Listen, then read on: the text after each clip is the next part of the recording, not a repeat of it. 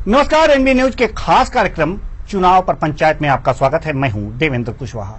आज मध्य प्रदेश पंचायत चुनाव को लेकर रास्ता साफ हो गया है। सुप्रीम कोर्ट ने राज्य चुनाव आयोग को चुनाव कराने का आदेश दिया है, लेकिन शिवराज सरकार ने फैसले को लेकर रिव्यू पिटीशन दायर करने की बात कही है। आज इसी मुद्दे पर हम करेंगे चर्चा। तो आइए शुरू करते हैं चुनाव पर पंचायत। आयोग ने की थी ओबीसी को 35% आरक्षण देने की सिफारिश। सरकार नहीं करा सकी कोर्ट के अनुसार ट्रिपल टेस्ट। सुप्रीम कोर्ट ने ट्रिपल टेस्ट के लिए नहीं दिए और समय। बिना ओबीसी आरक्षण के ही कराए जाएंगे चुनाव। 36% आरक्षण के साथ ही होंगे चुनाव। 20% एसटी और 16% एससी का आरक्षण होगा। जया ठाकुर और सैयद जाफर ने दायर की थी याचिका पर सुप्रीम कोर्ट ने सुनाया फैसला। शिवराज सरकार को सुप्रीम झटका। सुप्रीम कोर्ट का अंतरिम आदेश आया है। पंचायत चुनाव ओबीसी आरक्षण के साथ चाहते हैं। हमने ट्रिपल टेस्ट किया था। सुप्रीम कोर्ट ने पंचायत चुनावों को लेकर राज्य चुनाव आयोग को आदेश किया है कि बिना ओबीसी के चुनाव कराए जाएं। कोर्ट के अनुसार 5 साल में चुनाव करवाना सरकार की संवैधानिक जिम्मेदारी होती है। ट्रिपल टेस्ट पूरा करने के लिए और वक्त नहीं दिया जा सकता। 2 हफ्ते में राज्य सरकार इसे लेकर अधिसूचना जारी करे। वहीं ओबीसी आरक्षण के मामले में प्रदेश की भाजपा सरकार की रिपोर्ट को न्यायालय ने अधूरा माना है और यही वजह है कि अधूरी रिपोर्ट की वजह से मध्य प्रदेश में ओबीसी वर्ग को चुनाव में आरक्षण नहीं मिल पाएगा। इसलिए स्थानीय चुनाव 36% आरक्षण के साथ ही होंगे, जिसमें 20% एसटी और 16% एससी का सीट आरक्षित रहेगा। सुप्रीम कोर्ट की ओर से पंचायत चुनाव पर दिए फैसले को लेकर कांग्रेस नेता और पूर्व मुख्यमंत्री कमलनाथ का एक बड़ा बयान सामने आया है। कमलनाथ ने ट्वीट करते हुए लिखा है कि मध्य प्रदेश में पंचायत चुनाव और नगरीय निकाय चुनाव नहीं होना चाहिए। वहीं पूर्व केंद्रीय मंत्री अरुण यादव ने भी बीजेपी सरकार पर पिछड़ा वर्ग के साथ धोखा करने का आरोप लगाया है।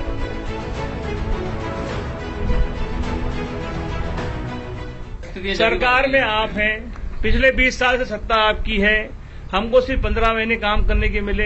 आप चुनाव होने हैं तो चुनाव तो आपको कराने हैं। सत्ता आपकी है, आरक्षण देने की जिम्मेदारी आपकी है, तो आप तय करिए इसको। लेकिन बार बार ये बयान आया सर, कमलनाथ सरकार पे भी आरोप लगा था कि उन्होंने सुप्रीम कोर्ट पे सही ढंग से पैरवी नहीं की थी। ये भी आरोप लगा था सर। ये आप देखो तो आरोप लगाएंगे ही, क्योंकि उनके पास कोई तथ्य तो है नहीं। मैं तो बार बार आपसे कह रहा हूँ कि 48% आया कहाँ से, ये आंकड़े कहाँ से लाए आप लोग? कौन सी एजेंसी से आपने तय किए हैं? जब हम 56% आबादी आरक्षण की मध्य प्रदेश में और आपके 48% है। कोर्ट तो अधिसूचना जारी करने की बात कर रहा 2 सप्ताह में। हम तो देखिए, हम चाहते हैं कि पहले आरक्षण की बात होगी, उसके बाद चुनाव की बात। सुप्रीम कोर्ट के फैसले के बाद सीएम शिवराज सिंह चौहान ने कहा, सरकार फैसले का अध्ययन करेगी। फैसले को लेकर प्रदेश सरकार रिव्यू पिटीशन दाखिल करेगी। सीएम शिवराज ने कहा, चुनाव ओबीसी आरक्षण के साथ हो, हमारी कोशिश रहेगी। मध्य प्रदेश में पंचायत के चुनाव के संदर्भ में माननीय सर्वोच्च न्यायालय का भी अंतरिम आदेश आया है और इसलिए हम पंचायत का चुनाव हम चाहते हैं, लेकिन ओबीसी आरक्षण के साथ हमने ट्रिपल टेस्ट की मर्यादाओं का पालन करते हुए ओबीसी आरक्षण के साथ चुनाव हो, ये बात की थी।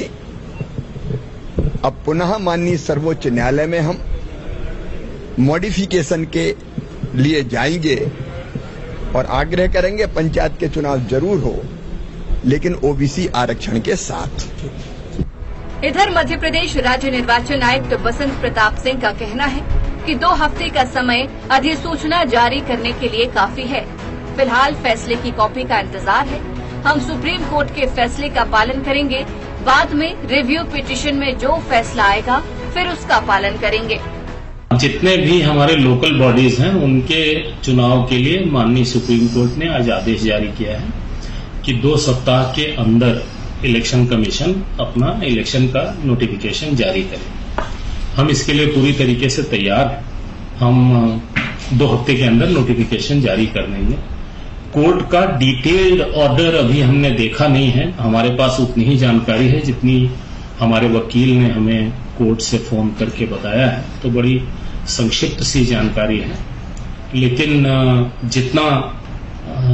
जितनी जानकारी प्राप्त हुई है उससे ये तो स्पष्ट हुआ है कि चुनाव का डिक्लेरेशन किया जाना है 2 हफ्ते के अंदर। वहीं ओबीसी महासभा के कार्यकारी अध्यक्ष प्रदीप चौरसिया का कहना है कि सुप्रीम कोर्ट के इस फैसले से ओबीसी वर्ग बहुत आहत है। बीजेपी ने एक नया शिगुफा 35% आरक्षण का छेड़ा था।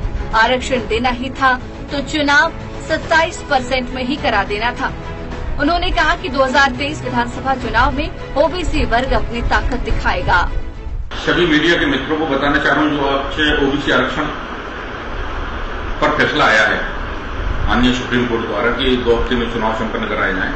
चूंकि पूर्व में भी सरकारों की मंशा साफ नजर नहीं आ रही थी, चाहे वो कांग्रेस हो चाहे वो बीजेपी हो।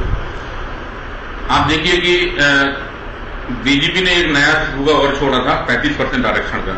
भाई 27% पर आप बिल पारित करके अगर चुनाव संपन्न कराया था आपको, अगर मान के चलिए आपकी मंशा ठीक थी तो आपको पंचायती चुनाव संपन्न कराने थे, तो आप 27% पर आरक्षण लागू कर उसको चुनाव संपन्न करा सकते थे। पूर्ण बहुमत में आपकी सरकार है और दोनों सदनों में आप उसको पारित करा सकते थे। सत्ता पक्ष और विपक्ष दोनों मिलकर उसको पारित कर सकते थे, लेकिन ऐसा नहीं हुआ। सुप्रीम कोर्ट चाहती है कि प्रदेश में पंचायत चुनाव हो। रही बात आरक्षण की, तो सुप्रीम कोर्ट ने राज्य चुनाव आयोग को बिना ओबीसी के चुनाव कराने के निर्देश दिए हैं। लेकिन सियासत है, थमने का नाम नहीं ले रही। बीजेपी और कांग्रेस दोनों ही दल स्वयं को ओबीसी वर्ग का हितैषी बताते हुए एक दूसरे पर आरोप लगा रहे हैं। ऐसे में आने वाले 2 सप्ताह का समय पंचायती राज व्यवस्था के लिए खासा अहम है। देखना होगा कि कोर्ट के फैसले के बाद भी पंचायत चुनाव संपन्न होते हैं या फिर कोई सियासी अड़ंगा लग जाएगा। Desk report, NV news. Madhya Pradesh में ओबीसी आरक्षण को लेकर लंबे समय से पंचायत चुनाव अधर में लटके थे। अब रास्ता साफ हो गया है। सुप्रीम कोर्ट ने राज्य चुनाव आयोग को चुनाव कराने का आदेश दिया है, लेकिन राज्य की शिवराज सरकार ने फैसले को लेकर रिव्यू पिटीशन दायर करने की बात कही है। इसी के बाद से प्रदेश में सियासत गर्मा गई है। पूर्व सीएम कमलनाथ ने ट्वीट कर कहा है कि शिवराज सरकार शुरू से ही नहीं चाहती थी कि ओबीसी वर्ग को भी आरक्षण का लाभ मिले। तो सीएम शिवराज का कहना है कि ओबीसी आरक्षण के साथ ही पंचायत चुनाव हो, इसके लिए रिव्यू पिटीशन दायर करेंगे। लेकिन सुप्रीम कोर्ट के फैसले के बाद किस तरह के सियासी बयानबाजी तेज हो गई है, आज इसी मुद्दे पर हम चर्चा करेंगे। और इसी सियासत पर आज हम चर्चा के लिए आमंत्रित किए हैं पवन पटेल जी, जो महासचिव हैं मध्य प्रदेश कांग्रेस कमेटी के। आपका बहुत बहुत स्वागत है। डॉक्टर अभय प्रताप, जो बीजेपी नेता हैं, आपका भी बहुत बहुत स्वागत है हमारे इस कार्यक्रम में। और साथ ही राजेश जौहरी जी, वरिष्ठ पत्रकार हैं, हमारे साथ जुड़ चुके हैं। तीनों मेहमानों का हम बहुत बहुत स्वागत करते हैं और चर्चा की शुरुआत करते हैं। सवाल ये कि आखिर जो सबसे पहले सवाल हम लेकर जाना चाहेंगे पवन पटेल जी के पास। पवन पटेल जी, सवाल यह है कि अब कोर्ट ने फैसला दे दिया है चुनाव आयोग को कि आप चुनाव कराइए जैसे भी हो।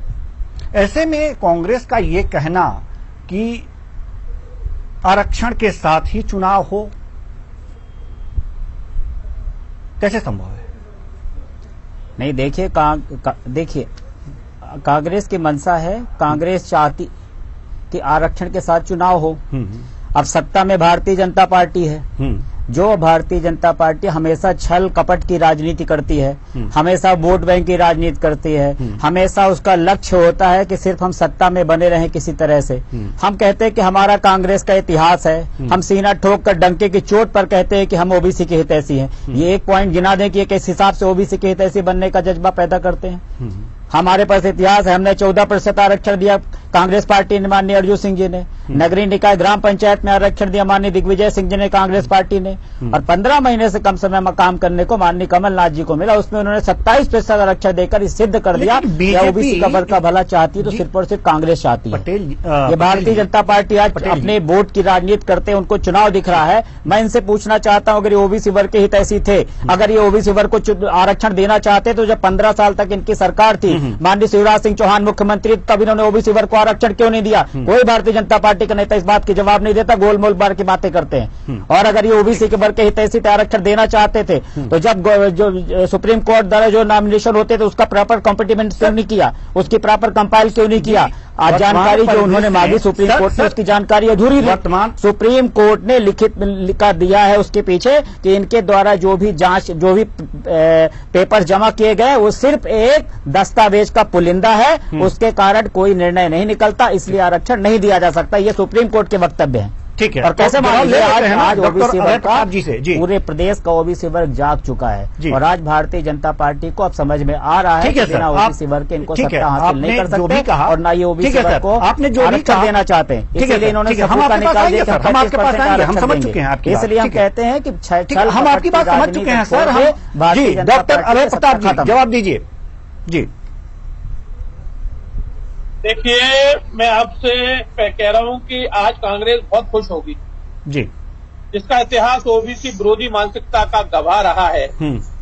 और माननीय भाजपा की सरकार और माननीय मुख्यमंत्री शिवराज सिंह चौहान जी ने स्पष्ट कहा है कि ओबीसी वर्ग को आरक्षण के लिए कृत संकल्पित हैं। माननीय सर्वोच्च न्यायालय का जो निर्णय आया है, हम उसके खिलाफ रिव्यू पिटीशन करेंगे। सरकार बिना ओबीसी आरक्षण के चुनाव नहीं कराने के पक्ष में है। और जहां तक ये आरोप लगा रहे हैं कि भारतीय जनता पार्टी ने ओबीसी का कभी भला नहीं किया, ये भारतीय जनता पार्टी है जिसके प्रधानमंत्री माननीय नरेंद्र मोदी जी ओबीसी वर्ग से हैं। अरे अब आप रटा कैसे मत बोलिए, आप जो मैं पूछ रहा हूँ, आपने जब शिवराज सिंह चौहान 15 साल तक तब आपने ओबीसी को आरक्षण क्यों नहीं दिया, इसका जवाब दीजिए ना। मुख्यमंत्री है, ये भारतीय जनता पार्टी है जहां 3 मुख्यमंत्री मध्य प्रदेश में। अरे मुख्यमंत्री हमारी कांग्रेस पार्टी है जिसकी विचारधारा है, जो कांग्रेस का हित चाहती है। भले ओबीसी का मुख्यमंत्री नहीं, फिर भी हमने ओबीसी को आरक्षण दिया। आप बताइए आप क्यों नहीं आरक्षण दिए? नेतृत्व नहीं देना चाहता है।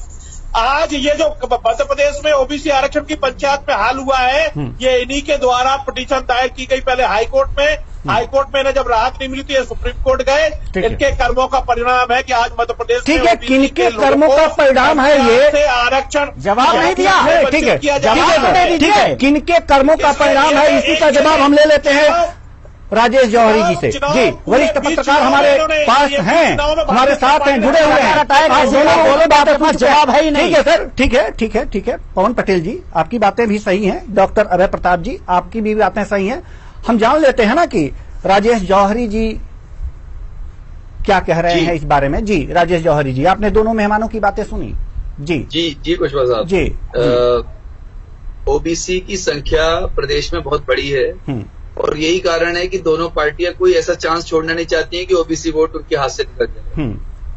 दूसरी बात दुखद ये है कि रिजर्वेशन के लिए, आरक्षण के लिए इस तरह की रेस मची हुई है कि कौन ज्यादा रिजर्वेशन दे पाएगा। कोई ये नहीं सोच रहा है कि रिजर्वेशन कैसे खत्म होगा, कैसे प्रतिभाएं हैं वो पूरी सही तरीके से निखर के आएंगी।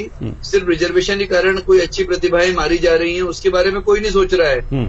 आज आप देखिए कि एक पिछड़ा वर्ग था, अति पिछड़ा वर्ग एक कर दिया ये राजनीतिक लोगों ने, फिर दलित थे तो महादलित कर दिया बिहार में। तो आप ये कौन सी रेस चल रही है कि आप कैसे भी करके, आप कुछ भी करके, और क्रीमी लेयर की कोई बात नहीं कर रहा है कि आज ये आदमी विधायक बन चुका है तो अब इसके बच्चे या इसके नाती पोते किसी को भी रिजर्वेशन नहीं मिलना चाहिए। इस पर बात करने की हिम्मत ना बीजेपी कर रही है ना कांग्रेस कर रही है। क्यों नहीं कर रही है? क्योंकि इनको डर ये है कि जो बिहार में हुआ, मोहन भागवत जी ने जैसे ही बोला कि आरक्षण पर पुनर्विचार करना चाहिए तो उनकी सरकार ही चली गई। अच्छी भली पॉपुलैरिटी थी, बहुत सारे सर्वे में वो जीत रहे थे, लेकिन जैसे ही ये बोला वैसे ही वो हार गई बीजेपी वहां पे और नीतीश कुमार की सरकार बनी थी। तीसरी बात ये है कि डॉक्टर अंबेडकर ने कहा था रिजर्वेशन के बारे में कि ये परमानेंट नहीं है, नेवर एंडिंग नहीं है, ये कोई ऐसा नहीं है, चिरस्थायी चीज नहीं है और इस पर विचार किया जाना चाहिए। तो वो विचार तो एक तरफ हो गया, आप बढ़ाने में लगे हुए हैं उसको, आप कैसे भी करके जनरल कैटेगरी को और ज्यादा मीन करने में लगे हैं, जिसके पास पहले ही अवसर कम है उसके और अवसर और घटाने में लगे हैं। और एक बात देखिए आप कि अच्छा भला चुनाव हो जाता, आप कोर्ट ले गए उसको, कोर्ट में ले जाके आपने चुनाव को टाल दिया, उस कारण से नुकसान ये हो रहा है कुशवाहा साहब कि पंचायतों में भयंकर भ्रष्टाचार होता है, भयंकर भ्रष्टाचार हो रहा है, क्योंकि कोरोना काल में जो पैसा आया था उसका तो जो अफरा तफरी हुई है सो हुई है। जो सरपंच थे जिनका टेन्योर खत्म हो गया लेकिन फिर भी उन्होंने इस्तेमाल किया उसका, लेकिन अधिकारी बिल्कुल बेलगाम हो गए हैं। अब क्या हो रहा है कि जो पंचायत डिपार्टमेंट के ऑफिसर्स हैं, जो जनपद पंचायत में, जिला पंचायत में बैठते हैं, वो लोग बड़े बड़े खेल खेल रहे हैं। तो आप जनता को, आपकी राजनीति का खामियाजा जनता भुगत रही है। आपको कैसे भी करके पंचायत चुनाव कराने चाहिए।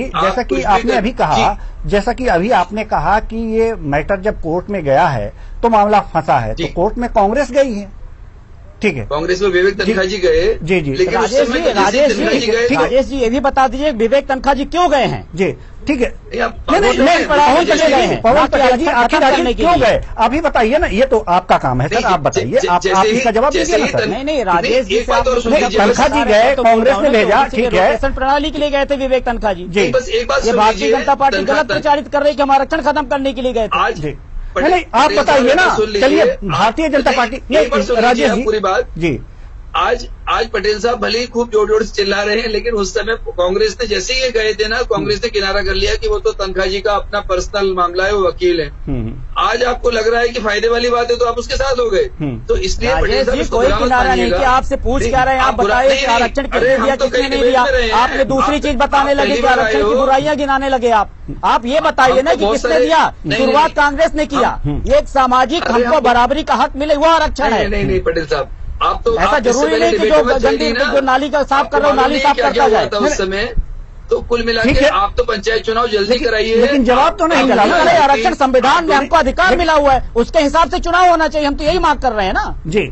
आप तो चुनाव जल्दी कराइए, क्योंकि चुनाव नहीं होगा तो पार्टी तो ठीक है, जनता त्रस्त हो रही है, जनता को जो भी आरक्षण मिल रहा है भाजपा के शासनकाल में त्रस्त नहीं दिख रहा है। जी सर, मेरी भी सुन लिया दोनों की गलती है, चुनाव नहीं हो रहे, हम किसी एक की गलती नहीं बता रहे, दोनों की गलती। यही तो हम आपसे राजेश, आपने बोला विवेक तनखा गए इसलिए चुनाव हो, इसलिए हमने रिक्वेस्ट किया आपसे कि विवेक तनखा किस लिए गए। नहीं, कहीं आपको ये नहीं लगता जी पवन पटेल जी, कहीं आपको ये नहीं लगता कि अगर विवेक तनखा जी कोर्ट नहीं गए होते तो ये आरक्षण जो भी था वो चुनाव हो जाता और आरक्षण भी मिलता? देखिए, हमारा देश चलता है, पार्टियां चलती है संविधान के हिसाब से। बाबा साहब भीमराव अंबेडकर ने जो संविधान बनाया था, जिस संविधान पे पूरी दुनिया को नाज हुआ करता था, आज भारतीय जनता पार्टी उस संविधान के तार तार कर रही है। रोटेशन प्रणाली हुआ कि हर 5 साल में रोटेट होंगी सीट, उसके हिसाब से चुनाव होगा। ये बिना रोटेशन प्रणाली के चुनाव करा रहे थे, इसलिए विवेक तनखा गए थे कि रोटेशन प्रणाली के हिसाब से चुनाव होना चाहिए। ये भारतीय जनता पार्टी गलत प्रचारित कर रही है। और मैंने जो 2 क्वेश्चन का सवाल पूछा, नरेंद्र मोदी जी पिछड़ा वर्ग के हैं, शिवराज सिंह चौहान, एक जवाब नहीं दिया कि आपने ओबीसी को आरक्षण क्यों नहीं दिया। जब 15 साल तक शिवराज सिंह चौहान की सरकार थी तो उन्होंने ओबीसी को आरक्षण क्यों नहीं दिया, अगर ओबीसी वर्ग के इतने हित ऐसे थे? इसका जवाब नहीं देंगे वो। ठीक है, मतलब बीजेपी गलत प्रचारित की है जी। तो डॉक्टर अभय प्रताप जी से ही जवाब ले लेते हैं कि क्यों गलत प्रचारित किया बीजेपी ने, जनता के हक के लिए वो गए थे जी। कांग्रेस जी चूंकि विपक्ष में है और वो बात अपनी जो है जोर जोर से रख रहे हैं जी, पॉइंट टू पॉइंट जवाब नहीं देंगे। लेकिन भारतीय जनता पार्टी के मुकाबले वो कांग्रेस में ओबीसी नेतृत्व का के नाम नहीं बता पा रहे कि उच्च पदों पर किनको ओबीसी को निर्णय करने का अधिकार किस पार्टी ने सबसे ज्यादा बैठाया, ये नहीं बता पा रहे हैं। लेकिन ये जरूर बोल रहे हैं कि क्या किया गया। मैं आपसे फिर कह रहा हूं कि रोटेशन प्रणाली में यह नियम है पंचायत एक्ट में कि 1 साल से ज्यादा के भीतर अगर लागू ना हो तो एमपी पंचायत एक्ट के अनुसार वह स्वतः ही समाप्त हो जाता है। वो स्वतः ही समाप्त हो गया था रोटेशन पॉलिसी पर। इसमें सरकार पंचायत चुनाव का तारीखों का ऐलान कर देती है। 4 दिसंबर को निर्वाचन आयोग कॉन्फ्रेंस करके 52 जिलों में पंचायत चुनाव की घोषणा कर देता है। इसके खिलाफ फिर ये षड्यंत्र के द्वारा रचा जाता है और ये सरकार के खिलाफ कोर्ट पहुंच जाते हैं। कोर्ट पहुंच जाते हैं तो महाराष्ट्र का उदाहरण देकर मध्य प्रदेश का जो 27% आरक्षण में चुनाव संपन्न होने जा रहे थे, वो अधिकार मध्य प्रदेश के ओबीसी का ये छीन जाता है। जब छिन जाता है तो सुप्रीम कोर्ट कहती है कि इलेक्शन कराइए, भारतीय जनता पार्टी फिर लड़ाई लड़ती है ओबीसी की, और वो अध्यादेश लाकर इसको परिसीमन के आधार बोल जो अजय जी बात करिए, उसके एक जवाब नहीं दिया आपने, आप बताइए तो अगर आप कहते अब अभय जी का जवाब दीजिए ना सर, आप अभय जी का जवाब दीजिए कि जो कह रहे हैं वो गलत है या सही है। गलत बोल रहे हैं वो जी, क्या गलत बोल रहे हैं? विवेक तनखा ने साफ लिख के दिया है कि रोटेशन प्रणाली के लिए गए थे वो, ये जब स्वतः निरस्त हो जाता तो अपने वो फाइल नहीं होगा। चुनाव नहीं होते तो स्वतः समाप्त हो जाता है पंचायत एक्ट में जी, क्या हो चुका था वो समाप्त क्यों गए उसके खिलाफ?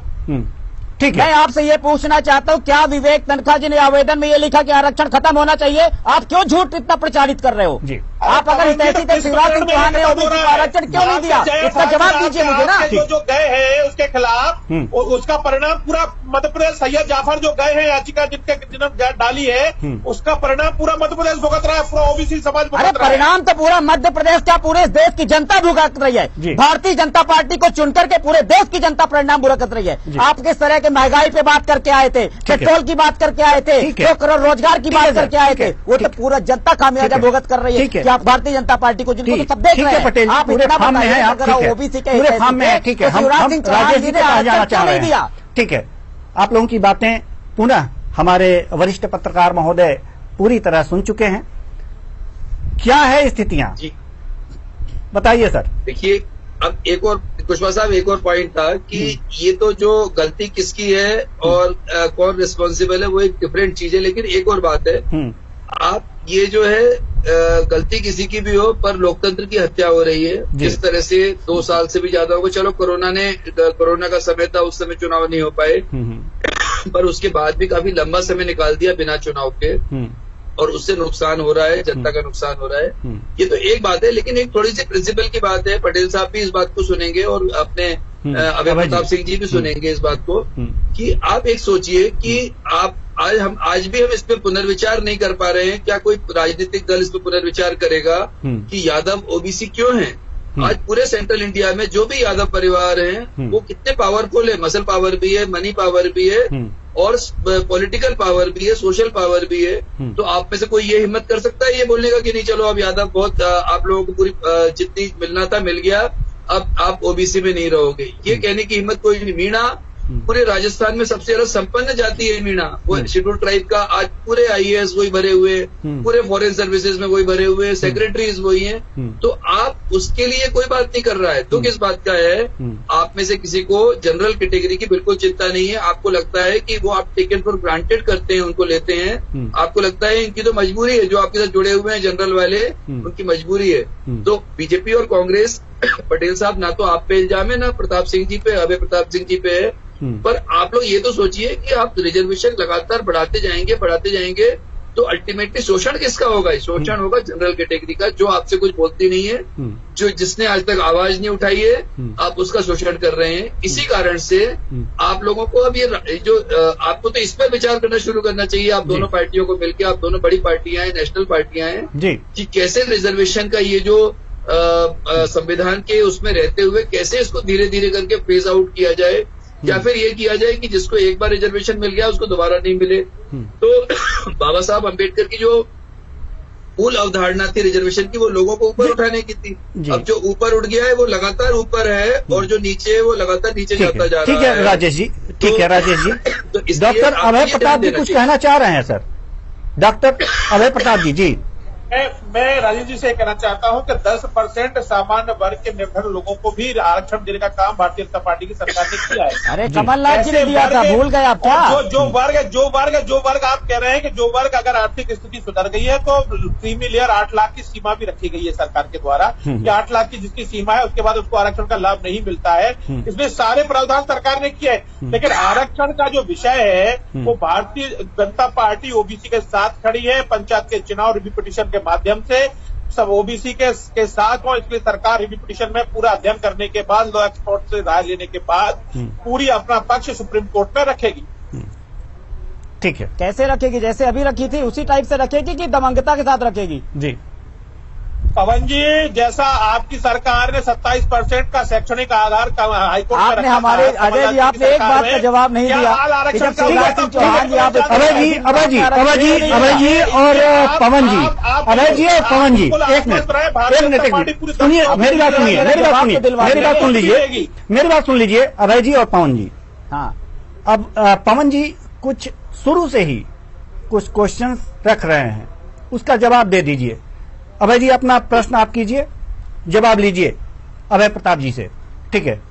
मेरा कीजिए। मतलब ये है कि मैं दो चीजें, पहले बीपी सिंह सरकार गिरा दी गई जी। जब ओबीसी को आरक्षण की बात हुई, ये इनका इतिहास है। इसके बाद जब नगरीय निकाय जब आरक्षण हुआ इन्होंने विरोध किया। आज तक का इतिहास है कि जो भी आरक्षण मिला 14% नगरीय निकाय, ग्राम पंचायत और 27% कब कांग्रेस पार्टी ने दिया। प्रश्न आपका यही है, प्रश्न आपका यही है सर, जल्दी से पूछना चाह रहा है कि जब ये इतने हितैषी थे तो जब माननीय शिवराज सिंह चौहान इतने दिनों तक मुख्यमंत्री थे, 14-15 साल तक, तब उन्होंने ओबीसी वर्ग को आरक्षण क्यों नहीं दिया? ठीक है, जवाब दीजिए सर। मैं आपसे फिर कह रहा हूं कि ये मुख्यमंत्री शिवराज सिंह चौहान जी ही हैं जो ओबीसी के आरक्षण की लड़ाई लड़ रहे हैं। ये कांग्रेस पार्टी ने तो सुप्रीम कोर्ट में जाके पूरा रायता फैला दिया है, पूरा आरक्षण ही गोल हो गया है। अजय जी, जो आप यहाँ घुमा के हमको घुमा रहे हैं, लेकिन जनता देख रही है। पवन जी, ये आपके कार्यकर्ताओं की वजह से ही मध्य प्रदेश भोग रहा है। मतलब आप भारतीय जनता पार्टी संभालने में लगी है कि किसी तरह आरक्षण जो ओबीसी का है। अरे भारतीय जनता पार्टी संभाल ही नहीं पा रही, न महंगाई संभाल पाई, न बेरोजगारी संभाल पाई, क्या संभाल पाएगी? जब कांग्रेस के कारण ही सब हो रहा है तो क्या मतलब आपको सत्ता में रहने का? और एसटी को अगर हम हटा देते हैं तो 79% मतदाता ओबीसी का बचता है। देखिए, जवाब नहीं दिया इन्होंने, आप हमको जवाब ना दीजिए। लेकिन ये तो आपका पहला प्रश्न रहा, ठीक है पवन जी, आपका पहला प्रश्न रहा। अभय जी, ठीक है अभय जी, पवन जी, लड़ते रहिए, भाषणों में लड़ते रहिए, बढ़िया। अभय जी, पवन जी, कोई माइक करेगा, अभय जी, पवन जी, मेरी बात सुनिए, प्लीज मेरी बात सुनिए जी। पहला प्रश्न आपका रहा, ये उत्तर मिला नहीं मिला। दूसरा प्रश्न कीजिए। जवाब तो मिला ही नहीं। जी, दूसरा प्रश्न कीजिए सर। देखिए, मेरा निवेदन ये है कि जी। चाहे आरक्षण का मामला हो, जी। चाहे किसी भी चीज का मामला हो, ठीक है। भारतीय जनता पार्टी का उद्देश्य और लक्ष्य जी। सिर्फ और सिर्फ सत्ता पाना रहता है, जी। अपने कार्यकर्ताओं का भला करना होता है, ठीक है। हमारी पार्टी नंबर 1 कैसे बन जाए, बस ये हमेशा भूल जाते हैं कि ये सत्ता में है। इनको ठीक है, अपनी पार्टी और पदाधिकारियों के अलावा इस देश और प्रदेश ठीक की है, जनता से भी ठीक। सरोकार रखना चाहिए। ठीक है। ये जिन बातों ये तो हर पार्टी, ये तो आपके भी पार्टी का, ये कोई प्रश्न नहीं हुआ सर, ये कोई प्रश्न नहीं हुआ, ये कोई प्रश्न नहीं हुआ। मैं बता रहा हूँ इसका उत्तर, ये हर पार्टी, चाहे रोजगार की बात पार्टी हो, रोजगार कहाँ है? 100 दिन में काला धन आने के बाद हमारे पास गायब हो गया। हमारे पास समय की कमी है पटेल जी, पटेल जी, हमारे पास समय की कमी है, हमारे पास समय की कमी है पटेल जी। ये कोई प्रश्न नहीं हुआ, हर राजनीतिक पार्टी चाहती है कि हम सत्ता में आए, हर राजनीतिक पार्टी चाहती है सत्ता में आए, हमारे कार्यकर्ता जी वापस ले लिया। 7.5 बहुत बहुत धन्यवाद, हमारा बहुत बहुत धन्यवाद। हमारे पास समय की कमी है, घड़ी की सुइयां इजाजत नहीं देती कि हम इस चर्चा को आगे बढ़ाएं, लेकिन हम पवन पटेल जी, आपका जवाब जरूर देना चाहेंगे कि हर पार्टियां ये कहती हैं या और चाहत रखती हैं कि वो सत्ता में आए। फिलहाल बहुत बहुत धन्यवाद तीनों मेहमानों का। तो कुल मिलाकर के यह देखा जा रहा है कि आरक्षण का मुद्दा बना हुआ है पंचायत चुनाव में, और दोनों पार्टियां अपने अपने पक्ष में इसे भुनाना चाहती हैं, क्योंकि ओबीसी वर्ग जो है वो ज्यादा संख्या में है, और दोनों पार्टियां हैं वो ये चाहती हैं अपने आप को ओबीसी का पक्षधर दिखाना, हितैषी दिखाना। तो फिलहाल ये तो ओबीसी वर्ग या जनता तय करेगी कि कौन किसका पक्षधर है। फिलहाल इस कार्यक्रम में इतना ही, मुझे दीजिए इजाजत, नमस्कार।